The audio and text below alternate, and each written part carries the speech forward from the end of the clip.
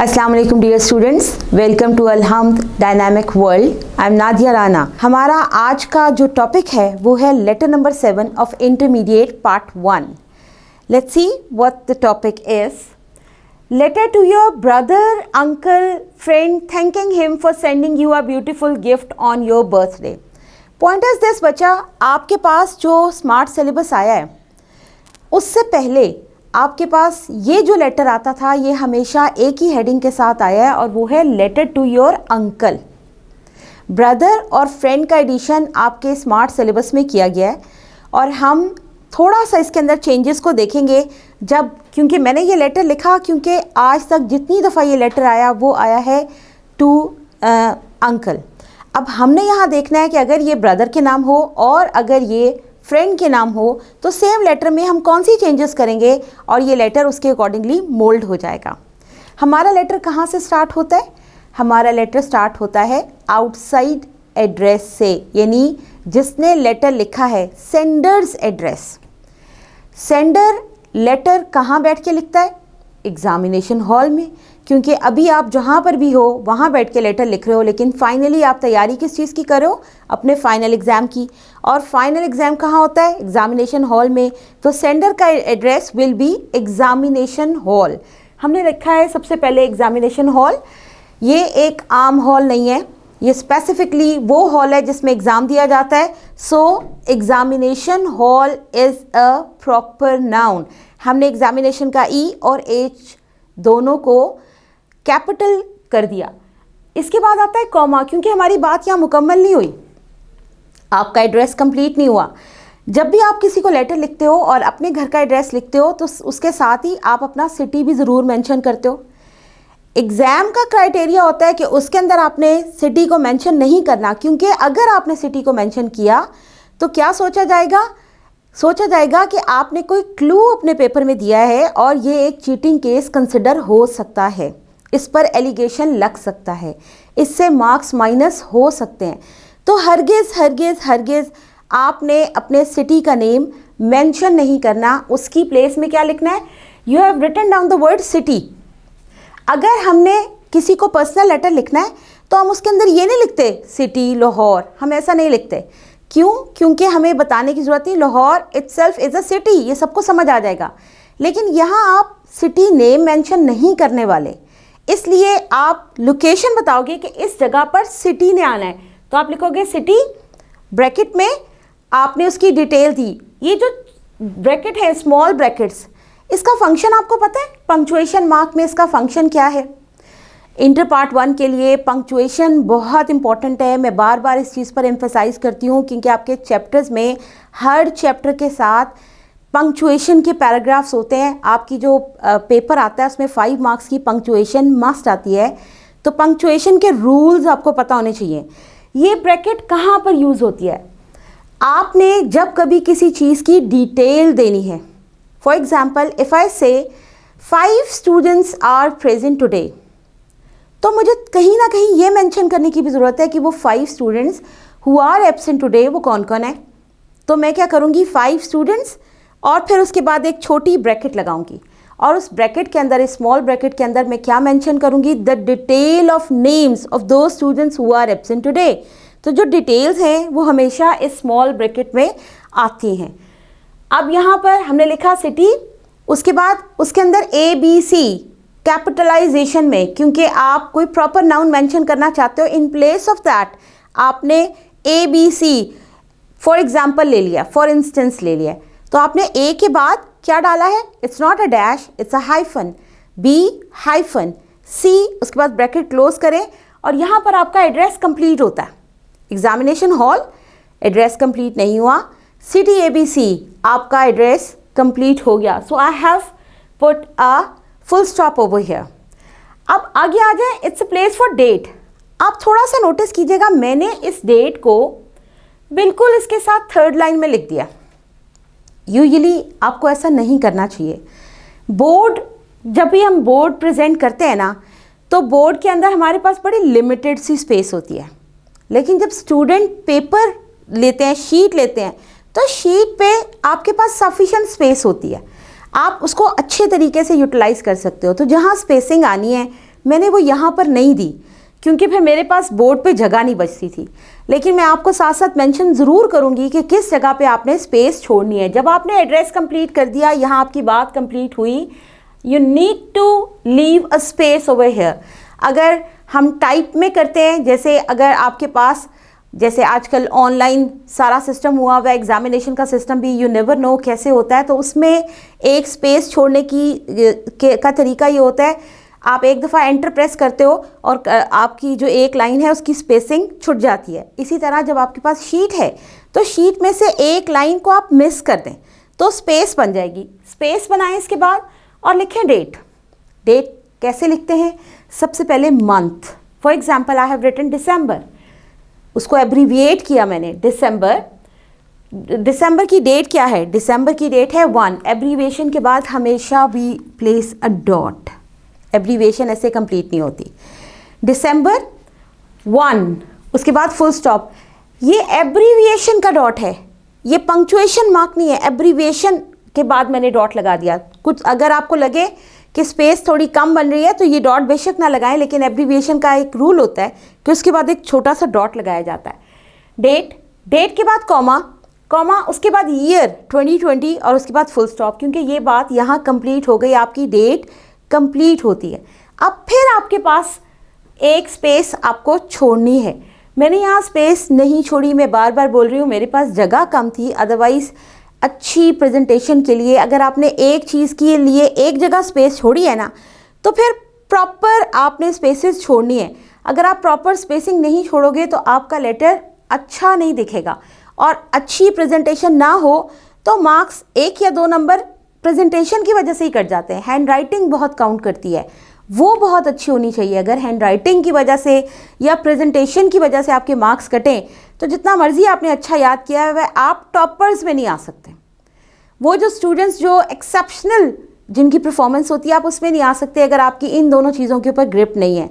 ये 2 चीज़ें अच्छी हैं तो बाज़-औक़ात आपने कुछ थोड़ा वीक भी लिखा है तो वो भी इग्नोर हो जाता है।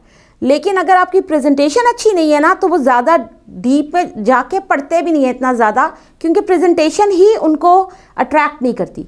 तो प्रेजेंटेशन बड़ी परसुएसिव होनी चाहिए आपकी।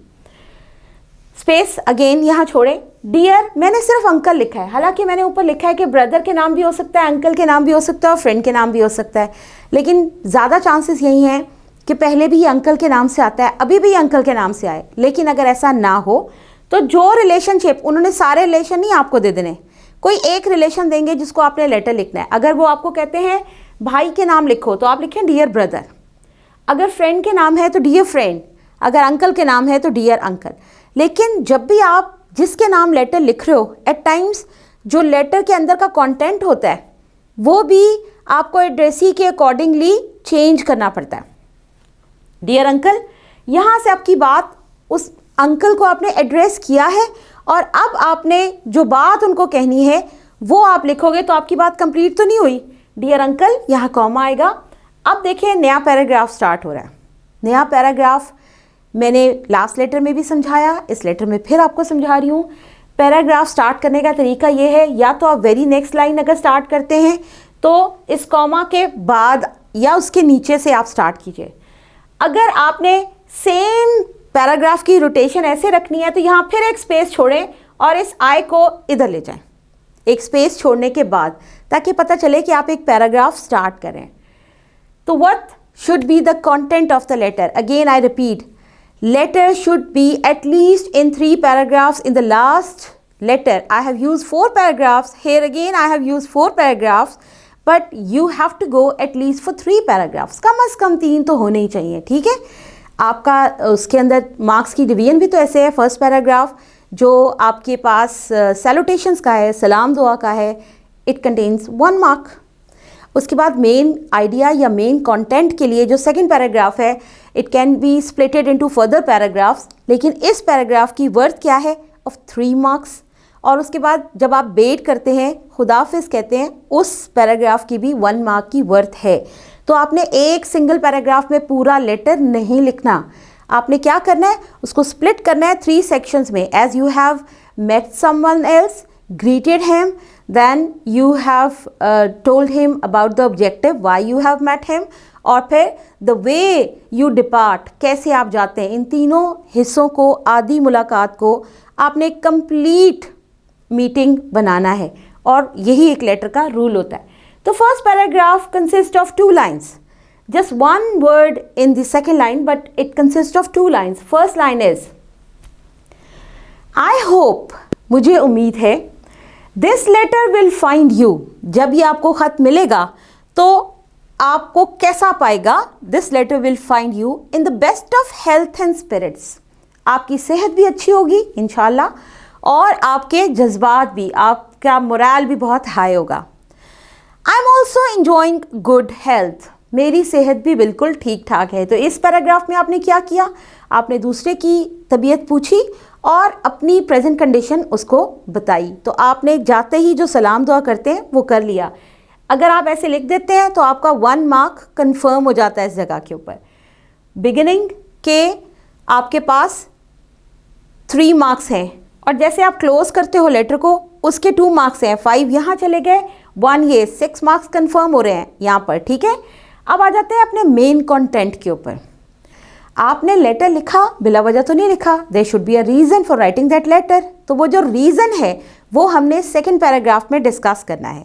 तो रीज़न क्या है, रीज़न ये है कि आपकी बर्थडे पर आपको एक बहुत खूबसूरत तोहफ़ा भेजा गया है। अब वो तोहफ़ा मेंशन नहीं हुआ, आप पे डिपेंड करता है कि आप उस तोहफे को कैसा देखते हो, कि क्या आपकी रिक्वायरमेंट है जो आपको चाहिए और आपको दूसरा भेजे तो कितनी खुशी होती है। ज़रूरत की चीज़ मिल जाए तो लगता है दुनिया मिल गई है। तो वो जो बर्थडे गिफ्ट आपने रिसीव किया है उसका आपने शुक्रिया अदा करना है। तो ये है आपका main content, reason for writing a letter. तो कंटेंट क्या होगा, thank you very much for your gift, आपने जो तोहफ़ा भेजा उसका बहुत शुक्रिया, क्योंकि ये मेजर थिंग है, आपने थैंक यू करना है। ये थैंक्स गिविंग लेटर है, आपने शुक्रिया अदा करना है। तो हमने सबसे पहले वही किया ताकि ये ना हो लेटर में हमने बाकी बातें शुरू कर दी तो जो मेजर काम कहा गया वो हम भूल जाएं। तो हमने लेटर का स्टार्ट ही, सेकंड पैराग्राफ का स्टार्ट ही यहाँ से लिया। Thank you very much for your gift, आपके तोहफे का बहुत बहुत शुक्रिया। ऑफ अ वंडरफुल वॉच, और तोहफ़ा क्या है कि एक बहुत खूबसूरत घड़ी, कलाई पर बांधने वाली घड़ी। दूसरा क्लॉक होता है, और जो कलाई पर बांधी जाती है वो रिस्ट वॉच कहलाती है। ऑन माई बर्थडे, जो आपने मेरी बर्थडे पर मुझे भेजा। I am about to go to the railway station, I was about to go, मैं बस रेलवे स्टेशन जाने ही वाला था। यानी ये एक्सपेक्ट क्या कर रहा था कि जिसने गिफ्ट भेजा वो इसकी बर्थडे को अटेंड करने के लिए आने वाला है, लेकिन वो नहीं आया। तो एक बच्चा, आप लोग बच्चे ही तो हो, बच्चा जिसको पता हो कि मेरी बर्थडे है और मुझे गिफ्ट्स भी मिलने वाले हैं और मेरी फैमिली भी इकट्ठी होने वाली है, तो कहीं ना कहीं थोड़ा सा अफसोस ज़रूर होता है। तो उसने भी कहा कि मैं जाने ही वाला था railway station to receive you, आपसे मुलाकात के लिए या आपको रिसीव करने के लिए, अपने घर लाने के लिए। When the postman turned up, जबकि एकदम आपकी बजाय कौन आ गया, मेरे जाने से पहले पोस्टमैन आया। And gave me a parcel, और उसने मुझे एक पार्सल दिया। I recognise your hand writing immediately, immediately, at once, फौरन ही। मैंने क्या पहचाना, योर हैंड राइटिंग, आपके हाथों की लिखाई। Father and mother were a bit cast down to know that you were not coming. अब यहाँ पर ये पॉइंट देखिए, अगर ये आपके पास फ्रेंड को लेटर लिखा है, तो अगर आप यहाँ लिखते हैं डियर फ्रेंड और आपसे कहा गया कि फ्रेंड के नाम लेटर लिखो, तो आपके माँ बाप तो उदास नहीं होंगे ना उसके ना आने पर। तो यहाँ पर आपको कुछ थोड़ा सा चेंज करना पड़ेगा। फिर आप कहोगे all my friends, all our friends were a bit cast down to know that you were not coming. फिर आप कहोगे हमारे बाकी दोस्तों को थोड़ा सा अफसोस हुआ कि आप नहीं आ रहे हो। और अगर ये भाई के नाम लेटर है तो फिर फादर और मदर, ठीक है कि फादर और मदर को अफसोस हुआ, लेकिन हम अंकल को लेटर लिख रहे हैं, इस सूरत में भी फादर और मदर ठीक है, क्योंकि आपकी जो फैमिली रिलेशनशिप्स हैं उसमें आप जो रेफरेंस देते हो वो अपने फैमिली मेम्बर्स का देते हो। लेकिन जब आप फ्रेंड्स में होते हो तो फिर अपने फैमिली मेम्बर्स को कोट नहीं करते, फिर आप बाकी फ्रेंड्स को कोट करते हो, ठीक है। तो अब यहाँ पर आपने लिखना है फादर एंड मदर, क्योंकि हम लेटर अंकल के नाम लिख रहे हैं, फ्रेंड के नाम नहीं लिख रहे, ठीक है। तो क्या आया, father and mother were a bit cast down to know that you were not coming. उन्हें थोड़ा सा अफसोस हुआ, थोड़ा सा लो हो गए कि आप नहीं आ रहे हो, क्योंकि उनके लिए तो रिलेशनशिप ज़्यादा इंपॉर्टेंट है। बच्चों के लिए तोहफा इंपॉर्टेंट होता है, लेकिन बड़ों के लिए रिश्ते ज़्यादा इंपॉर्टेंट होते हैं। तो वो थोड़ा सा लो हो गए, थोड़ा सा उन्हें अफसोस हुआ कि आप नहीं आ रहे थे। So were all the youngsters at home. इसी तरह घर के सारे बच्चे भी उदास थे। अगेन, अगर ये लेटर फ्रेंड के नाम है तो आपके बहन भाई क्यों उदास होंगे? ठीक है, तो फिर उस सूरत में आप ये लाइन ना लिखिएगा। लेकिन अगर आप अपने फ्रेंड को भाई के नाम लिखते हो और या अंकल के नाम लिखते हो तो फिर इट सूट्स ओवर है, तो होगा बाकी के सारे यंगस्टर्स भी उदास थे घर पर। बट लेकिन to tell you the truth, अब दिल की बात ज़ुबान पर आ गई। और असल बात तो ये है कि तोहफा मिल जाए तो लगता है सब कुछ मिल गया। तो उसने क्या कहा? उसने कहा, सच्ची बात बताऊं, I forgot all my disappointment. मैं अपनी सारी मायूसी कि आप नहीं आ रहे हो, नाउमीदी कि ओहो अब क्या होगा, वो मैं भूल गया फॉर अ लिटिल वाइल। और फिर जब आप कहते हो कि तुमसे मैंने तोहफे को इम्पोर्टेंस दी, तो डेफिनेटली दूसरा बंदा थोड़ा सा अफसोस करता है कि मुझसे ज़्यादा तोहफा प्यारा है। तो अब ये एक बच्चा है और बच्चे की फीलिंग हमेशा ऐसी होती है, तो थोड़ा आप कह सकते हो ऑनेस्टली एक्सेप्टेंस तो देनी चाहिए, लेकिन उसको एक कवर शुगर कोटेड बात। तो उसने क्या कहा, but for a little while, कि मेरी नाउमीदी कम हो गई थोड़ी देर के लिए, परमानेंटली नहीं। On finding a beautiful wrist watch, जब मैंने देखा कि मुझे एक बड़ी खूबसूरत सी घड़ी आपने भेजी है, and a Parker 51 in a packet, और पार्कर का पेन, जो पेन्स में सबसे एक्सपेंसिव पेन होता है, उसकी राइटिंग बहुत ही अच्छी होती है। उसने कहा, जब मैंने एक पैकेट में देखा कि मुझे पार्कर का पेन आया है और मेरे पास एक रिस्ट वॉच आई है, तो थोड़ी देर के लिए मुझे अपनी डिसअपॉइंटमेंट भूल गई, मैं उस खुशी में गुम हो गया। I needed these things badly, मुझे इन दोनों चीज़ों की बहुत सख्त ज़रूरत थी। पैराग्राफ कंप्लीट होता है यहाँ पर। नेक्स्ट पैराग्राफ, आपने सिर्फ शुक्रिया अदा किया, आपने उसके बेनिफिट्स नहीं काउंट करने होते। बेनिफिट्स भी काउंट करने चाहिए कि उस चीज़, जो चीज़ आपको मिली वो आपको उसकी ज़रूरत थी, और आप दूसरे को बताओ कि हाँ ये मैंने यूज़ किया और इसका मुझे बड़ा फ़ायदा हो रहा है, तो दूसरे को देने का एक अलग ही मज़ा आता है। तो उसने कहा, let me thank you for this kindness from the core of my heart. मैं दिल की गहराई से आपका शुक्रिया अदा करता हूँ इस मेहरबानी के लिए। I am sure that watch will help me. वैसे तो दैट दोनों ठीक है, लेकिन इट डोंट लुक नाइस, तो मैंने एक दैट काट दिया, लेकिन ये इनकरेक्ट नहीं है।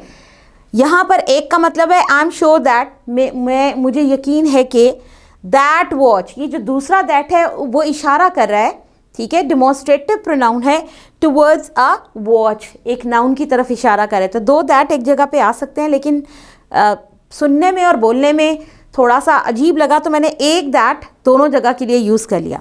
I am sure that watch will help me in my studies. मुझे पूरा यकीन है कि मेरी जो वॉच है वो मेरी स्टडीज़ में मुझे बहुत हेल्पफुल होगी। क्यों, क्या मतलब? स्टडीज़ में वॉच में से क्या हम टाइम पढ़ते हैं? नहीं, हम टाइम पर पढ़ते हैं, तो हमारी जो पंक्चुअलिटी है वो डेवलप हो जाती है। अगर हमारे हाथ में घड़ी है और हमें हर वक्त टाइम की इम्पोर्टेंस की वर्थ का पता चलता है और हम उसको यूटिलाइज करते हैं positively. I hope to have become more regular by the time you visit us next.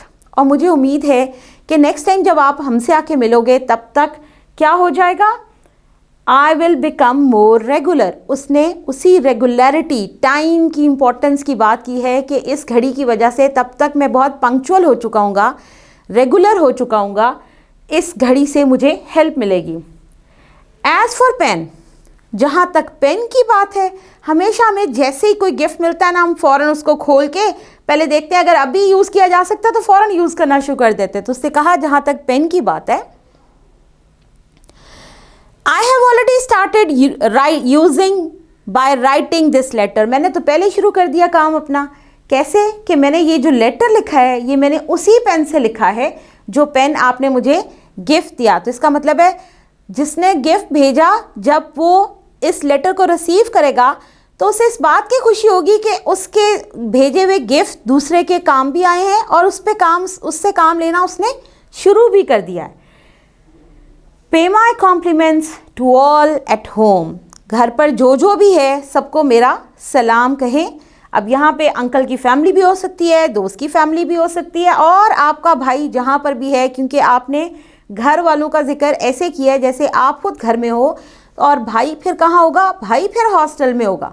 तो फिर वो जहाँ पर भी है, pay my compliments to all. अगर भाई के नाम है फिर एट होम ना कहें, क्योंकि भाई अगर आपके ही घर में रहता है तो आप उसको लेटर नहीं लिखते। भाई अगर हॉस्टल में रहता है तो आप उसको लेटर लिखते हो, या फिर भाई घर में रहता है और आप हॉस्टल में रहते हैं फिर आप उसको लेटर लिखते हो। तो जो सिनेरियो है इसको माइंड में रख के उसके अकॉर्डिंगली एट होम आप वर्ड लिखोगे या नहीं लिखोगे। Pay my compliments to all at home, सब घर पर सबको मेरा सलाम कहें। और बेट फिर कैसे करते हैं? क्लोजिंग है योर्स लविंगली XYZ।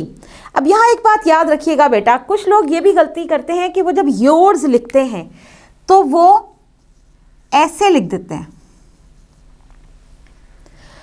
लेकिन हम कहते हैं कि योर्स को आपने ऐसे लिखना है, अपोस्ट्रोफी नहीं डालना। Again a punctuation mark. Apostrophe S क्या बताता है? अपोस्ट्रोफी एस बताता है ये जो एस है, योर्स का मतलब है तुम्हारा, लेकिन तुम्हारा क्या? यहाँ पर ये पोजेशन को, मलकियत को जाहिर कर रहा है। आप किसी दूसरे की मलकियत नहीं हो, आप दूसरे से मोहब्बत करते हो, लेकिन आप उसकी मलकियत नहीं हो। वो आप कोई खरीदी हुई चीज़ नहीं हो किसी की, ठीक है? तो आप मलकियत नहीं हो, इसलिए अपोस्ट्रोफी एस नहीं डालोगे। आप अपोस्ट्रोफी एस कैसे लिखते हो? जैसे हम कहते हैं अहमद्स हाउस, अहमद्स हाउस, तो हमने किसकी बात की? हमने एक घर की बात की, और ये घर किसका है? It belongs to Ahmad, possession आ गया। लेकिन आपकी ज़ात किसी की मलकियत नहीं हो सकती, ये सिर्फ अल्लाह ताला की मलकियत हो सकती है और किसी की भी नहीं। तो हम यहाँ पे अपोस्ट्रोफी एस यूज़ नहीं करते। योर्स, इस योर्स का मतलब है तुमसे मोहब्बत करने वाला, तुम्हारा चाहने वाला, लेकिन यहाँ पर इसका मतलब है तुम्हारी मलकियत। तो हमने योर्स नहीं यूज़ करना, हमने ये योर्स यूज़ करना है। ये अपोस्ट्रोफी एक और तरह से भी इस्तेमाल होता है। ये ऐसे इस्तेमाल होता है अगर आपने लिखा और एस के बाद आपने ये साइन डाला, एस से पहले साइन डालेंगे तो हम कहेंगे कि आपका रेफरेंस आप कोट कर रहे हो, जैसे यहाँ पर अहमद्स हाउस, तो अपोस्ट्रोफी एस ये पहले अगर आ रहा है तो इसका मतलब है अहमद का घर। लेकिन अगर ये पहले नहीं आता, ये बाद में आता है, तो इसका मतलब है अहमद। आप फोकस अहमद की ज़ात पर नहीं करे कि मलकियत किसकी है, आप फोकस कर रहे हो घर पर। अगर एस के बाद साइन आए तो बाद वाली चीज़ के ऊपर फोकस करते हैं, और अगर एस से पहले साइन आए तो पहले वाली के ऊपर फोकस होगा। Is this clear?